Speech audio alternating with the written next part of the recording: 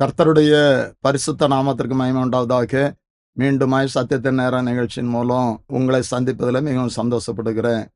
கர்த்தர் இந்த நாளிலோ உங்களை உங்களுடைய குடும்பங்களை ஆசீர்வதிப்பாராக. இந்த இரவுல செய்திக்கு ஆதாரமாக கொலோசியர் 2ஆம் அதிகாரம் 6வது வசனத்தை நாம் எடுத்துக்கொள்ளலாம். ஆகையால் நீங்கள் கர்த்தராகிய கிறிஸ்து இயேசுவை ஏற்றுக்கொண்டபடியே அவருக்குள் வேறு கொண்டவர்களாகவும் அவர் மேல் கட்டப்பட்டவர்களாகவும் அவருக்குள் நடந்து கொண்டு என்று சொல்லப்பட்டு இருக்கிறது.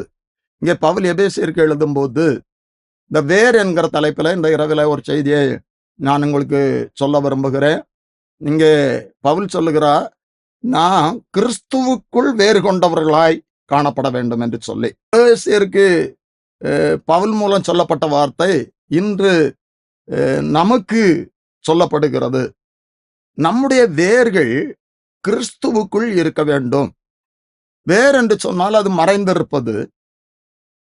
ஒரு மரத்திற்கு வேர் எவ்வளவு முக்கியமோ, ஒரு மரம் உறுதியாக நிற்க வேண்டும் என்று சொன்னால் அந்த அந்த மரத்தினுடைய வேர் உறுதியாக இருந்தால் மட்டுமே அந்த மரம் காற்றிலே மழையிலே அசையாதபடி உறுதியாக நிற்க முடியும். அப்படியே நம்முடைய வேர், நம்முடைய ஜீவியம் வேர் என்றாலே அது மறைந்திருப்பது. அப்படி என்று சொன்னால் நம்முடைய தனிப்பட்ட ஜீவியம் கர்த்தருக்குள் வேறு கொண்டதா இருக்கும் என்று சொன்னால் நாம் அசைக்கப்படுவதில்லை, பெரிதான ஆசீர்வாதத்தை பெற்றுக்கொள்ளும். எப்படிப்பட்டதான வேர் இருக்கக்கூடாது, எப்படிப்பட்டதான வேர் இருக்க வேண்டும் என்று சொல்லி துரிதமாய் சில வேத வசனங்களை நான் உங்களுக்கு நினைவுபடுத்த விரும்புகிறேன். அதற்கு முன்பாக இயேசு கிறிஸ்து தன்னுடைய ஊழிய நாட்களில விதை குறித்துதான ஒரு உவமானத்தை சொன்னார். அதுல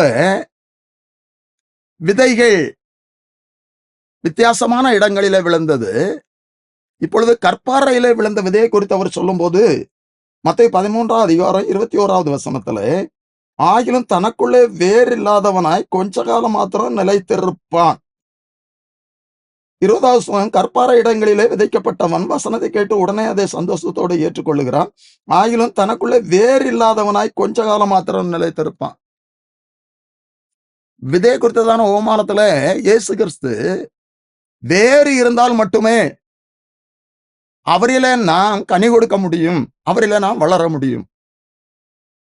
இங்கே கற்பாறையில விழுந்த விதை வேறு இல்லாதனால அது கிறிஸ்துக்குள் வளர முடியல, கனி கொடுக்க முடியல.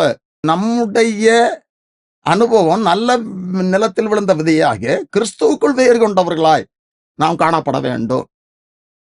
முதலாவது ஒரு 3 வசனத்தை நான் உங்களுக்கு நினைவுபடுத்த விரும்புகிறேன், எப்படிப்பட்டதான வேர்கள் இருக்கக்கூடாது என்று சொல்லி. இது ஒரு முக்கியமான சத்தியம். அன்பான தேவனுடைய பிள்ளைகளை, இதை நீங்கள் கவனமாக கேட்க உங்களை அன்போடு நான் கேட்டுக்கொள்கிறேன். எபிரேயர் 12ஆம் அதிகாரம் 15வது வசனம் இப்படியா சொல்லுகிறது, ஒருவனும் தேவனுடைய கிருபையை இழந்து போகாத படிக்கும் யாதொரு கசப்பான வேர் முளைத்தெழும்பி கலகம் உண்டாகிறதினால் அநேகர் தீட்டுப்படாத படிக்கும் என்று சொல்லப்பட்டிருக்கிறது. அப்படி என்று சொன்னால் இந்த வசனத்துல யாதொரு கசப்பான வேர் முளைத்தெழும்பி, நம்முடைய உள்ளத்துல நம்முடைய ஜீவிதத்தில் கசப்பான வேர் இருக்கக்கூடாது. கிறிஸ்துவுக்குள்ளே வேறு கொண்டவர்களாய் நாம் காணப்பட வேண்டும் என்று சொல்லி வசனம் சொல்லுகிறது. நம்முடைய வேர் கிறிஸ்துவுக்குள் இருக்க வேண்டும். அப்படி என்று சொன்னால் எப்படிப்பட்டதான வேர்கள் இருக்கக்கூடாது, எப்படிப்பட்டதான வேர்கள் நம்மிடத்தில் இருந்தால் நாம் கிறிஸ்துக்குள் வேறு கொண்டவர்களா இருக்க முடியும். அதுதான் செய்தி. இப்போ முதலாவது, கசப்பான வேர் நம்முடைய வாழ்க்கையில காணப்படக்கூடாது. இந்த வசனத்தை கேட்டுக்கொண்டு இருக்கிற தேவ பிள்ளைகளை, உங்களுடைய உள்ளம் எப்படி இருக்கிறது? நமக்கு எதிராக சிலவர் பேசியிருக்கலாம், செய்திருக்கலாம். நம்முடைய உள்ளத்துல கசப்புகள் காணப்படலாம். நம்ம அப்படி கசப்பு இருக்கணும்னா அது வேற, அந்த கசப்பு வளர்ந்து கொண்டே இருக்கும். அந்த கசப்பான வேர் நம்முடைய உள்ளத்துல முளைத்து எழும்பி அது நம்முடைய உள்ளத்தின் சமாதானத்தை கெடுத்து போடும். அதனால பல பிரச்சனைகள் வரும். இதற்கு உதாரணமாக வேதத்திலிருந்து ஒரு 2 காரியங்களை நான் உங்களுக்கு சொல்ல விரும்புகிறேன். காயின் ஆபேல் சகோதரர்கள் தான். ஆபேலும் காயினும் காணிக்கை கொண்டு வந்தார்கள். வேதம் சொல்லுகிறது, ஆதியாகமம் 4ஆம் அதிகாரத்துல ஆபேலுடைய காணிக்கையை கர்த்தர் அங்கீகரித்தார், காயினுடைய காணிக்கையை அங்கீகரிக்கவில்லை. இதை சொல்லும் போதெல்லாம் நான் சொல்லி இருக்கிறேன், காணிக்கை அங்கீகரிக்காவிட்டால் கர்த்தரிடத்துல கேட்டிருக்கணும், என்னிடத்துல என்ன தவறு, ஏன் என்னுடைய காணிக்கையை ஏற்றுக்கொள்ளவில்லை என்று சொல்லி. இப்பொழுது வசனம் சொல்லுகிறது, 5வது வசனம், ஆதியாகமம் 4ஆம் அதிகாரம் 5வது வசனம், காயினையும் அவன் காணிக்கை அவர் அங்கீகரிக்கவில்லை. அப்பொழுது காயினுக்கு மிகவும் எரிச்சல் உண்டாகி அவன் முகநாரி வேறுபட்டது. அவனுக்கு எரிச்சல் உண்டாகி, இந்த எரிச்சல், இந்த கசப்பு தன்னுடைய சகோதரன் மேல் அவனுக்கு உண்டாயிற்று. தொடர்ந்து நம்ம படிக்கும்போது 8வது வசனம், காயின் தன் சகோதரனாகிய ஆபேலோடு பேசினான். அவன் வயல்வெளியில் இருக்கும் சமயத்தில் காயின் தன் சகோதரனாகிய ஆபேலுக்கு விரோதமாய் எழும்பி அவனை கொலை செய்தான். கசப்பான வேர். இங்கு ஆபேல் பெரிய தவறு செய்ததாக தெரியவில்லை. ஆனால் ஆபேலுடைய காணிக்கை அங்கீகரித்தார், காயினுடைய காணிக்கை அங்கீகரிக்கவில்லை. இதனால் அவனுக்கு எரிச்சல் உண்டாயிற்று, முகநாடி வேறுபட்டது. இவனுக்கு கசப்பான வேர் எழும்பி அவனை கொலை செய்தான் என்று சொல்லி பார்க்கிறோம்.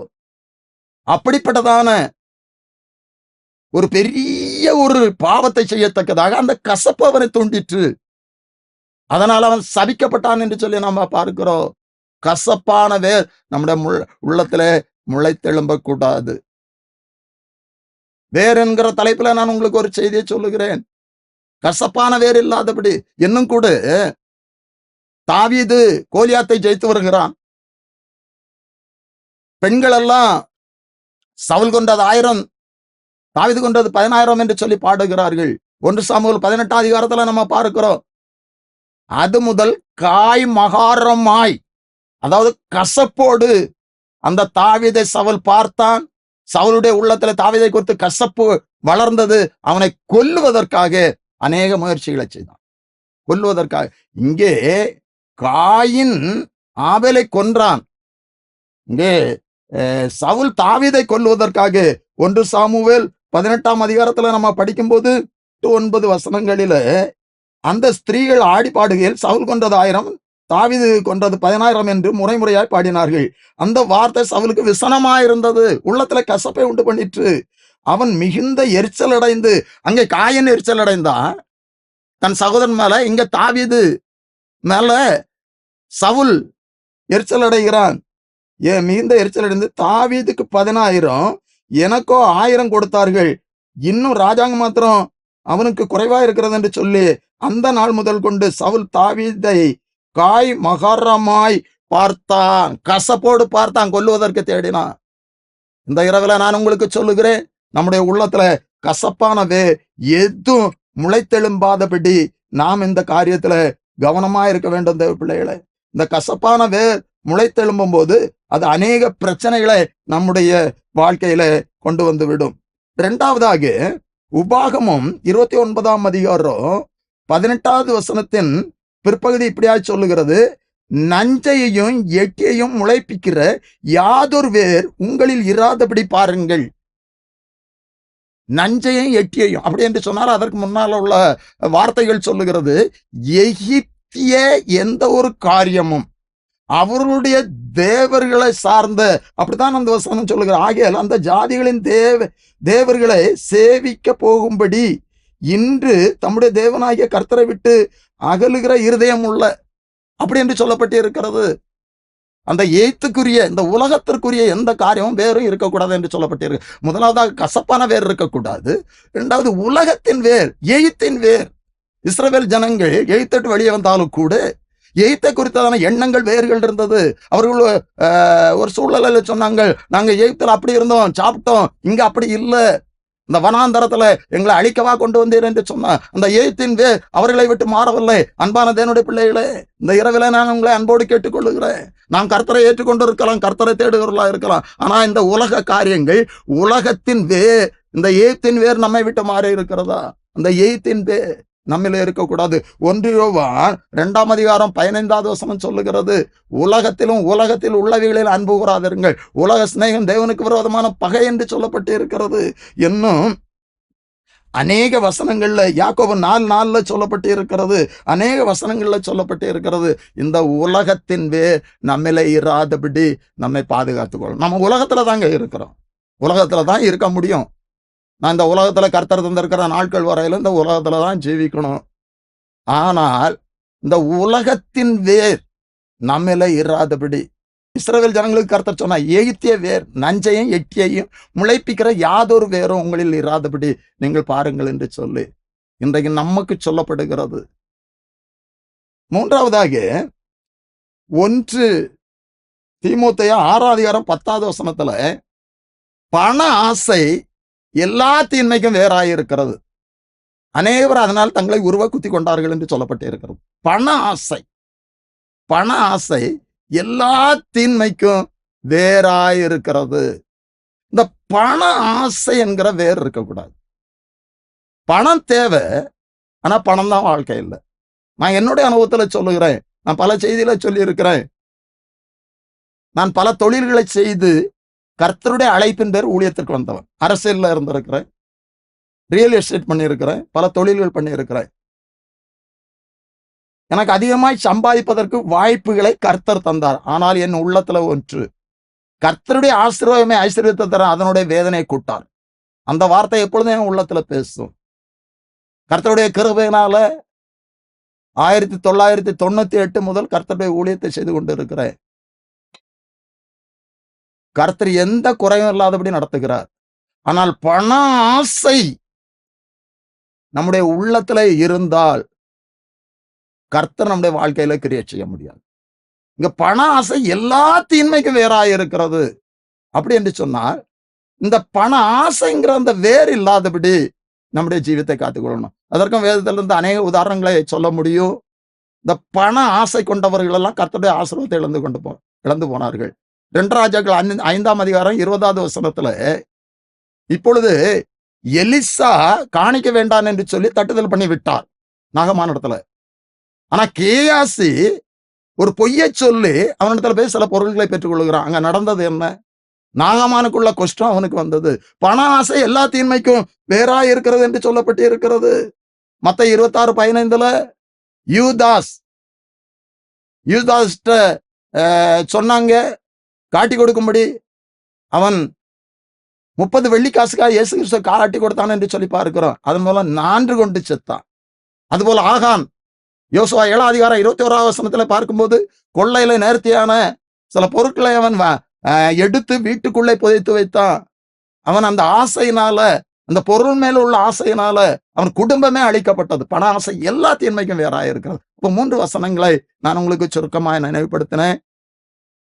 முதலாவது, நம்முடைய வாழ்க்கையில கசப்பான வேர் இருக்கக்கூடாது. புரிந்து கொள்ளுங்க தேவ பிள்ளைகளை, கசப்பான வேர் இருக்கக்கூடாது. இந்த உலகத்தின் வேர் இருக்கக்கூடாது. இந்த உலகத்தின் வேர் இருக்கு. பண ஆசை என்கிற வேர் நம்முடைய உள்ளத்துல, நம்முடைய வாழ்க்கையில காணப்படக்கூடாது. எந்த வேரெல்லாம் நம்முடைய ஜீவியத்துல காணப்பட வேண்டும், அதுதான் முக்கியமான செய்தி. எபேசியர் 3:17 இப்படியாய் சொல்லப்பட்டு இருக்கிறது, விசுவாசத்தினாலே கிறிஸ்து உங்கள் இருதயங்களில் வாசமாயிருக்கவும் நீங்கள் அன்பிலே வேரூன்றி நிலை பெற்றவர்களாகி. இன்றைக்கு நாம் எப்படி இருக்கிறோம் தேவ பிள்ளைகளை? நம்மிடத்துல அன்பின் வேர். இயேசு கிறிஸ்து நம்ம மேல அன்பா இருக்கிறார். நாம் மற்ற இடத்துல அன்பா இருக்க வேண்டும் என்று சொல்லி அவர் விரும்புகிறார். வேதத்துல இருந்து நம்ம அநேக வசனங்களை இதற்காக நாம் பார்க்க முடியும், ஆதாரமாக நாம் படிக்க முடியும். ஆனா நேரம் இல்லாத காரணத்தினால நான் சுருக்கமாய் சொல்லுகிறேன். நம்மிடத்தில் அன்பின் வேர் இருக்க வேண்டும். இந்த அன்பிலே அந்த எபேசியர் 3:17 தெளிவாய் சொல்லுகிறது, நீங்கள் அன்பிலே வேரூன்றி நிலை பெற்றவர்களாகி. அன்பிலே நாம வேறு ஊன்றுவோம் என்று சொன்னால், அன்பின் வேர்ல நம்ம வளருவோம்னு சொன்னா நம்ம நிலைத்து இருப்போம். கர்த்தர் அப்படிப்பட்டதான கிரியைகளை செய்வார். இதை குறித்து சில வசனங்களை நான் உங்களுக்கு நினைவுபடுத்துகிறேன். யோவான் 15 இயேசு கிறிஸ்து எப்படியாக சொன்னார்? 12 நான் உங்களில் அன்பாய் இருக்கிறது போல நீங்களும் ஒருவரில் ஒருவர் அன்புள்ளவர்களாய் இருக்க வேண்டும் என்பதே என்னுடைய கற்பனையாய் இருக்கிறது. நான் உங்களிடத்தில் அன்பாய் இருக்கிறேன், நீங்களும் ஒருவரிடத்தில் ஒருவர் அன்பாய் இருக்க வேண்டும் என்று சொல்லி. நம்மிடத்துல அன்பாய் இருக்கிற நம்ம அன்பாய் இருக்கிறதுல எந்த பிரயோஜனமும் இல்லை. இயேசு கிறிஸ்து மலை பிரசங்கத்துல சொன்னார், உங்களிடத்தில் அன்பாய் இருக்கிறவர்கள் நீங்கள் அன்பாய் இருந்தாலும் எப்படி ஆயக்காரர் அப்படி செய்கிறார்களே என்று சொல்லி. இந்த இரவுல நான் உங்களுக்கு சொல்லுகிறேன் தேவ பிள்ளைகளை, யார் பேர்லாவது உங்களுக்கு கசப்பான வேர் இருக்கும் என்று சொன்னால் அதை மாற்றி அவர்களது அன்பு கூறுங்க. அன்பின் வேர் நமக்கு உண்டாகணும். அது நமக்கு உள்ளத்துல ஒரு சமாதானத்தை தரும், கர்த்தருடைய ஆசீர்வாதத்தை கொண்டு வரும். இன்னைக்கு கசப்பான வேர் அநேக ஆசீர்வாதங்களை தடை பண்ணுகிறது. அன்பின் வேர் இருக்கும் என்று சொன்னார். நம்முடைய வாழ்க்கையில பெரிதான ஆசீர்வாதம் அதன் மூலம் உண்டாகும். யோவான் 13:35 கூட, நீங்கள் ஒருவரில் ஒருவர் அன்புள்ளவர்களாய் இருந்தால் அதனால் நீங்கள் என்னுடைய சீசர்கள் என்று எல்லாரும் அறிந்து கொள்வார்கள். நாம் அவருடைய சீசர்கள், கிறிஸ்தவர்கள் என்று அறிந்து கொள்ள வேண்டும் என்று முதல் அந்தியாகிவிலே சீசர்களுக்கு கிறிஸ்தவர்கள் என்று பெயர் வந்தது. நாம் கிறிஸ்தவர்கள் என்று சொல்லி மற்றவர்கள் அறிய வேண்டும் என்று சொன்னால் நான் அன்புள்ளவர்களாய் இருக்க வேண்டும். நாம் அன்புள்ளவர்களாய் இருக்க வேண்டும். நாம் மற்றவர்களிடத்தில் அன்பு காட்டும் போது அவர்கள் நம் இயேசுடைய சீசர்கள், இயேசுடைய பிள்ளைகள் என்று சொல்லி அறிந்து கொள்வார்கள். இன்றைக்கு இந்த வார்த்தையை நீங்கள் ஒப்பு கொடுங்க. யார் பேரலாவது கசப்பு இருக்குன்னு அதை மாற்றி அன்பு கூறுங்க. பேசாத ஆள்கிட்ட போய் பேசுங்க. உன் சத்துரு சிநேகி, உன்னை பகைக்கிறவர்களிடத்துல நீ அன்பாயிரு என்று சொல்லப்பட்டு இருக்கிறது. அன்பின் வேர். 1 கொரிந்தியர் 13:1 முதல்ல நம்ம படிப்போம்னு சொன்னா, நமக்கு எப்படிப்பட்டதான வரங்கள் இருந்தாலும் கூட அன்பு இராவிட்டால் அதனால எந்த பிரயோஜனமும் இல்லை என்று சொல்லப்பட்டு இருக்கிறது. அன்பு இல்லாவிட்டால் அதனால எந்த பயனும் நமக்கு இல்லை என்று சொல்லி மனுஷர் பாசைகளையும் தூதர் பாசைகளையும் பேசினாலும் அன்பு எனக்கு இராவிட்டால் சத்தமிடுகிற வெண்கலம் போலவும் ஓசையிடுகிற கைத்தாளம் போலவும் இருப்பே. நான் தீர்க்கதரிசன வார்த்தை உடையவனாய் இருந்தும் அன்பு இல்லாவிட்டால் ஒன்றுமில்லை என்று சொல்லப்பட்டு இருக்கிறது. 1 பேதுரு 4:8 அன்பு சகல பாவங்களை மூடும் என்று சொல்லப்பட்டு இருக்கிறது. 1 யோவான் 4:20 காணும் சகோதரனிடத்தில் அன்பு கூறாதவன் காணாத தேவனிடத்தில் எப்படி அன்பு கூறுவான்? இந்த நாளில நாம் வசனத்தின்படி வாழும்போது தான் கர்த்தருடைய ஆசீர்வாதத்தை பெற்றுக்கொள்ள முடியும். நாம் வசனத்தை அறிந்திருக்கிறோம், ஆனா அநேக வசனங்களின்படி நம்மால் நடக்க முடியல. இந்த இரவுல நான் உங்களுக்கு சொல்லுகிறேன், கர்த்தர் உங்களுக்கு உதவி செய்வார். கசப்பான வேர் மாறி அன்பின் வேர்ல நாம் வளர்கிறவராய் காணப்படுவோம். அநேக வசனங்கள் அன்பை குறித்து சொல்லப்பட்டு இருக்கிறது. அன்பு நமக்கு இல்லாவிட்டால் எந்த பிரயோஜனம் இல்லை என்று சொல்லி. 2வதாக நீதிமொழிகள் 12:3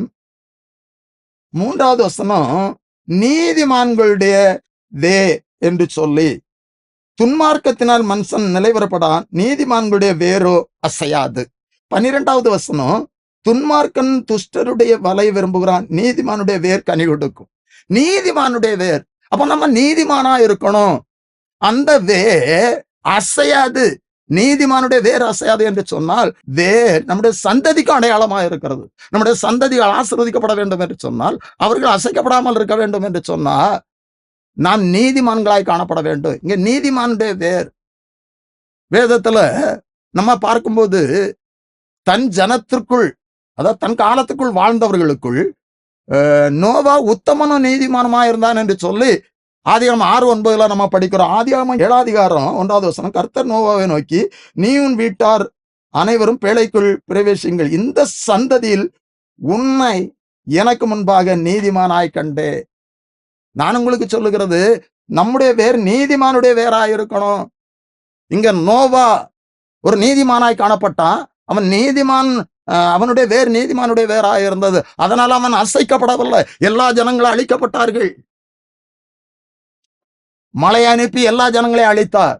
ஆனால் பேழையை உண்டு பண்ண சொல்லி பேழைக்குள் நோவாயும் குடும்பத்தை விட்டு கர்த்தர் கதவை அடைத்தார். இங்கே நீதிமொழிகள்ல நம்ம படிக்கிறோம், நீதிமானுடைய வேரோ அசையாது.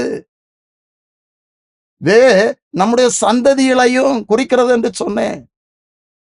இங்க நோவா மட்டுமல்ல, நோவாவுடைய குடும்பம் காக்கப்பட்டது. அவனுடைய குமாரர்கள் ஆசீர்வதிக்கப்பட்டார்கள். நீதிமானுடைய வேராய் நம்முடைய வேர் காணப்பட வேண்டும். பிள்ளைகளை, இந்த பண்ண நீதிமானுடைய வேர் கனி கொடுக்கும் என்று சொல்லப்பட்டு இருக்கிறது. ஒரு மரத்தை குறித்து நாம் அறிந்திருக்கிறோம். அந்த மரத்தினுடைய வேர் சரியா இருந்தால்தான், உறுதியா இருந்தால்தான் அந்த மரம் நன்றாய் வளரும், கனி கொடுக்கும். நம்முடைய ஜீவியத்திலும் நாம் கனி கொடுக்க வேண்டும் என்று சொன்னார், கர்த்தருக்காக நாம் வளர்த்து கனி கொடுக்க வேண்டும் என்று சொன்னால் நம்முடைய வேர் நீதிமானுடைய வேராய் காணப்பட வேண்டும். அப்போஸ்தலர் 10:22 கூட கொர்நேலியை குறித்து சொல்லப்படும் போது அங்க சொல்லப்பட்டு இருக்கிறது, கடந்து சென்றவர்கள் கொர்நேலியை குறித்து அங்க சாட்சியாய் சொல்லுகிறார்கள், கொர்நேலியு நீதிமானாய் இருக்கிறான் என்று சொல்லி. அப்போஸ்தலர் 10:22 அதற்கு அவர்கள் நீதிமானும் தேவனுக்கு பயப்படுகிறவரும் கொர்நேலியை குறித்து சொல்லப்பட்டு நீதிமான் என்று சொல்லப்பட்டு இருக்கிறது. இன்றைக்கு நம்மை குறித்து கர்த்தர் சாட்சி சொல்ல முடியுமா? தேவ பிள்ளைகளை, நாம் நீதிமானாய் இருக்கணும். நம்முடைய வேர் நீதிமானுடைய வேராய் காணப்பட வேண்டும். அப்படிப்பட்டதான ஒரு அனுபவம் இருக்கும் என்று சொன்னால் அந்த வேர் கனி கொடுக்க அசையாது. முதலாவது உங்களுக்கு சொன்ன அன்பின் வேர். இரண்டாவதாக நீதிமானுடைய வேர். வேர் என்கிற தலைப்புல உங்களுக்கு செய்தியை சொல்லிக் கொண்டு இருக்கிறேன். மூன்றாவதாக ரோமர் 11ஆம் அதிகாரம் 16வது வசனம் இப்படியா சொல்லுகிறது, மேலும் முதற் பலனாகிய மாவானது பரிசுத்தமாயிருந்தால் பிசைந்த மா முழுவதும் பரிசுத்தமாயிருக்கும். வேரானது பரிசுத்தமாயிருந்தால் கிளைகளும் பரிசுத்தமாயிருக்கும். பரிசுத்தமான வேர். நம்முடைய வாழ்க்கையில நம்முடைய வேர் பரிசுத்தமா இருக்கணும். வேர் என்று சொன்னால் நான் முதல்ல சொன்னேன், அது அந்தரங்க ஜீவியத்தை காட்டுகிறது. அது மறைவாய் இருக்கிறது. வேறொன்றும் வெளியே தெரிவதில்லை. நம்முடைய ஜீவியத்துல, அந்தரங்க ஜீவியத்துல நாம் பரிசுத்தமாய் காணப்பட வேண்டும். பரிசுத்தத்தின் வேர் நம்மள காணப்பட வேண்டும். தேவ பிள்ளைகளை, இன்றைக்கு அநேகருடைய வாழ்க்கையில கிறிஸ்தவர்களா இருந்தாலும் கூட, கர்த்தரை தேடுகிறவர்களா இருந்தாலும் கூட, கர்த்தரை எதிர்பார்க்கிற பரிசுத்தம் இல்லாதபடி காணப்படுகிறார்கள். பரிசுத்தம் இல்லாமல் ஒருவனும் கர்த்தரை தரிசிப்பதில்லை அப்படி என்று சொல்லி எபிரேயர் 12ஆம் அதிகாரம் 14வது வசனம் இப்படியா சொல்லுகிறது, யாவரோடும் சமாதானமாய் இருக்கவும் பரிசுத்தம் உள்ளவர்களாய் இருக்கவும் நாடுங்கள். பரிசுத்தம் இல்லாமல் ஒருவனும் கர்த்தரை தரிசிப்பதில்லையே. கடமைக்காக ஒரு ஆராதனை வேண்டாம். அதனால்தான் சங்கீதம் 96ஆம் அதிகாரம் 9வது வசனம் சொல்லுகிறது, பரிசுத்த அலங்காரத்தோடு கர்த்தரை தொழுது கொள்ளுங்கள். நான் பரிசுத்தராய் இருக்கிறது போல நீங்களும் எனக்கேற்ற பரிசுத்தராய் இருக்கும்படி அந்த ஜனத்தை விட்டு நாங்கள் உங்களை பிரித்தெடுத்தேன் என்று சொல்லி கர்த்தர் சொல்லுகிறார். இன்றைக்கு நாம் பரிசுத்தமாய் இருக்க வேண்டும் என்று சொல்லி கர்த்தர் விரும்புகிறார். தேவ பிள்ளைகளை, நம்முடைய வாழ்க்கையில எப்படிப்பட்டதான பரிசுத்தம் காணப்படுகிறது? மூன்றாவதாக முக்கியமா நான் உங்களுக்கு சொல்லுகிறேன், பரிசுத்தத்தின் வேர். பரிசுத்தத்தின் வேர். இன்றைக்கு பாவ நிறைந்த உலகத்திலே, பாவ ஜனங்கள் மத்தியிலே, பாவ சரீரத்திலே வாழுகிறோம். ஆனா நான் கர்த்தருக்கு ஒப்பு கொடுத்து நம்முடைய பாவங்கள் நம்மை மேற்கொள்ளாதபடி பாவங்களை நாம் மேற்கொள்ளுகிறவர்களாய் ஒரு பரிசுத்தமான ஜீவியம் நாம் செய்கிறவர்களாய் காணப்பட வேண்டும். யோசுவா 7ஆம் அதிகாரம் 13வது வசனத்துல ஒரு காரியம் சொல்லப்பட்டு இருக்கிறது. கடந்த செய்தியில் கூட நான் அந்த ஆகானை குறித்து சொன்னேன். இப்போ இஸ்ரவேல் ஜனங்கள் யோசுவா தலைமையில பல வெற்றியை பெற்றார்கள். ஆயி பட்டணத்திற்கு ஜனங்களை அனுப்பிய போது 36 பேரை அவர்கள் வெட்டி போட்டார்கள், புறமுதுகு காட்டி ஓடி வந்தார்கள் என்று சொல்லப்பட்டிருக்கிறது. இப்படி யோசுவா தேவ சமூகத்தில் விழுந்து கதறுகிறார், ஐயோ நான் என்ன செய்வேன் என்று சொல்லி. இங்கே நடந்த காரியத்தை யோசுவா அறியாதபடி ஆகான் சாபத்தீடானதை எடுத்ததுனால, கர்த்தருடைய கோபத்தினால இப்படிப்பட்டதான ஒரு தோல்வியை அனுபவித்தார். இப்பொழுது கர்த்தர் சொல்லுகிறாரு, யோசுவா நீ எழுந்திரு, ஜனங்களை பரிசுத்தம் பண்ண சொல்லு, இல்லாவிட்டால் நான் உங்களோடு இரேன் என்று சொல்லு. பரிசுத்தம் இல்லாத இடத்துல கர்த்தர் இருக்க முடியாது. தேவ பிள்ளைகளை, நாம் பரிசுத்தம் உள்ளவர்களாய் காணப்பட வேண்டும். 1 பேதுரு 1ஆம் அதிகாரம் 15வது வசனம் சொல்லுகிறது, நம்ம அழைத்தவர் பரிசுத்தராய் இருக்கிறது போல நம்முடைய நடக்கைகள் எல்லாவற்றிலும் நாம் பரிசுத்தமாய் இருக்க வேண்டும் என்று சொல்லப்பட்டு இருக்கிறது. நம்முடைய பேச்சுகள், நம்முடைய சிந்தனை, செயல்கள் எல்லாம் பரிசுத்தமாய் காணப்பட வேண்டும். சிலவர் சொல்லுவாங்க, இந்த உலகத்துல எப்படி பரிசுத்தமாய் வாழ்வது என்று சொல்லி. நான் கர்த்தருக்கு ஒப்பு கொடுப்போம் என்று சொன்னார், நான் உங்களை பரிசுத்தப்படுத்துகிற கர்த்தர் என்று சொன்னார், நம்மை பரிசுத்தமான பாதையில அவர் வழி நடத்துவார். இந்த பரிசுத்தத்தின் வேர், இது ஒரு முக்கியமான அனுபவம். இந்த வார்த்தை கேட்டுக்கொண்டு இருக்கிற தேவ பிள்ளைகளை, இன்றைக்கு இந்த ஒரு அனுபவத்திற்கு ஒப்பு கொடுப்போம். என் வாழ்க்கையில பரிசுத்தமாய், சிலவர் பரிசுத்தமாய் வாழ விரும்புகிறார்கள், ஆனால் முடியாத சூழ்நிலையில காணப்படுகிறார்கள். இந்த இரவில நான் உங்களுக்கு சொல்லுகிறேன், நான் கர்த்தருக்கு ஒப்பு கொடுப்போம் என்று சொன்னால் ஆவியானவர் நம்மை ஆட்கொள்ளுவார். ஆவியார் நம்ம பரிசுத்தத்துல வழி நடத்துவார். தேவ பிள்ளைகளை, நம்முடைய சுயத்துல முடியாது. அநேக நேரங்கள்ல நம்ம தோற்று போகலாம். கர்த்தர் நம்முடைய பரிசுத்தத்தை விரும்புகிறவர். பரிசுத்தமான பாதையில நம்ம நடத்துவார். ரோமர் 11ஆம் அதிகாரத்துல வேறானது பரிசுத்தமா இருந்தால் அப்படி என்று சொல்லப்பட்டு இருக்கிறது. நான் மீண்டும் சொல்லுகிறேன், வேறு அந்தரங்க ஜீவியத்தை காட்டுகிறது. நம்முடைய அந்தரங்க ஜீவியம் பரிசுத்தமா இருந்தா கனி கொடுக்கிறதிலும் நாம் பரிசுத்தமாய் காணப்பட முடியும். மேலும் முதற் பலனாகிய மாவானது பரிசுத்தமாய் இருந்தால் பிசைந்த மா முழுவதும் பரிசுத்தமா இருக்கும். வேறானது பரிசுத்தமா இருந்தா கிளைகளும் பரிசுத்தமா இருக்கும். வேறானது பரிசுத்தமா இருந்தா, நம்முடைய அந்தரங்க ஜீவியம் பரிசுத்தமா இருந்தா நம்முடைய கிளைகள், நாம் நடக்கிற இடத்துல பரிசுத்தமா வாழ முடியும். நம்முடைய பேச்சுகள், நம்முடைய காரியங்கள், நம்முடைய சிந்தனை, செயல். இயேசு மலப்பிரசங்கத்துல சொன்னாரு, ஒரு ஸ்திரியை இச்சையோட பார்க்கிற இவனும் தன் இருதயத்துல பாவம் செய்தாயிற்று. உன் கண் உனக்கு இடர்கள் உண்டான கண்ணை பிடுங்கி எரிந்து போடு. உனக்கு கை கால் இடர்கள் உண்டாக்கினா அதை தரித்து எரிந்து போடு. நீ 2 கண்ணுடையவனாய் எரி நரகத்திற்கு போவதை பார்க்கலாம் ஒத்த கண்ணனாய் தேவனுடைய ராஜ்யத்தை பரலோகத்துக்கு போவது நல்லது. அதுதான் சத்தியம். பரிசுத்தம் இது ரொம்ப முக்கியமான ஒரு அனுபவம். இங்கே பரிசுத்தத்தின் வேர் என்று சொல்லப்பட்டு இருக்கிறது. ஒரு 6 காரியங்களை நான் உங்களுக்கு ரொம்ப சுருக்கமா சொல்லி இருக்கிறேன். எந்த வேரெல்லாம் இருக்கக்கூடாது. முதலாவது 3 காரியங்களை சொன்னேன். கசப்பான வேர் இருக்கக்கூடாது. அந்த வசனத்துக்கு நம்ம ஒப்பு கொடுப்போம். உலகத்தின் வேர், உலகத்தின் வேர், உலகம்னா உலக பிரகாரமான காரியம். எகிப்தின் வேர் நம்மள இருக்கக்கூடாது. அடுத்து பண ஆசைங்கிற வேர், அதெல்லாம் நம்ம ரொம்ப கவனமா இருக்கணும். முதலாவது தேவனுடைய ராஜ்யத்தையும் அவருடைய நீதியையும் தேடுங்கள், இவைகளெல்லாம் உங்களுக்கு கூட கொடுக்கப்படும். நான் அவரை தேடும் போது நம்முடைய தேவைகள் எல்லாம் அவர் சந்திப்பார், நிச்சயமாக சந்திப்பார். நமக்கு என்ன தேவை என்பதை அவர் அறிந்திருக்கிறார். அதனால பணம் தேவை, ஆனா பண ஆசை எல்லா தீன்மைக்கும் வேறாக இருக்கிறது. இந்த பண ஆசைங்கிற வேர் இருக்கக்கூடாது. இப்போ 3 விதமான வேர் இருக்கக்கூடாது என்று சொன்னேன். 3 விதமான வேர் நம்முடைய ஜீவியத்துல இருக்கணும். ஒன்று அன்பின் வேர், ரொம்ப முக்கியம். இன்றைக்கு நீங்க யார்ட்டாவது கசப்பு இருந்துன்னு சொன்னா ஒப்புரவாகுங்க. உங்களில அன்பின் வேர் வளரட்டும், அன்பின் வேர் காணப்பட வேண்டும். நீதிமானுடைய நம்முடைய ஜீவியம் நீதிமானா இருக்கணும், நீதிமானுடைய வேர். அதற்கு உங்களுக்கு நோவாவை நினைவுபடுத்தின புதிய ஏற்பாடுல கொர்நேலியை குறித்தும் சொல்லப்பட்டு இருக்கிறது, நீதிமான் என்று சொல்லி. அந்த குடும்பங்கள் எல்லாம் ஆசீர்வதிக்கப்பட்டது. நம்முடைய வேர் நீதிமானுடைய வேரா இருக்கும்னா கனி கொடுக்கும், அது அசையாது என்று சொல்லப்பட்டு இருக்கிறது. அடுத்ததாக பரிசுத்தம், நம்முடைய வேர் பரிசுத்தமாய் காணப்பட வேண்டும். பரிசுத்தத்தின் வேர், நம்முடைய ஜீவியம் பரிசுத்தமாய் இருக்கும் என்று சொன்னார்.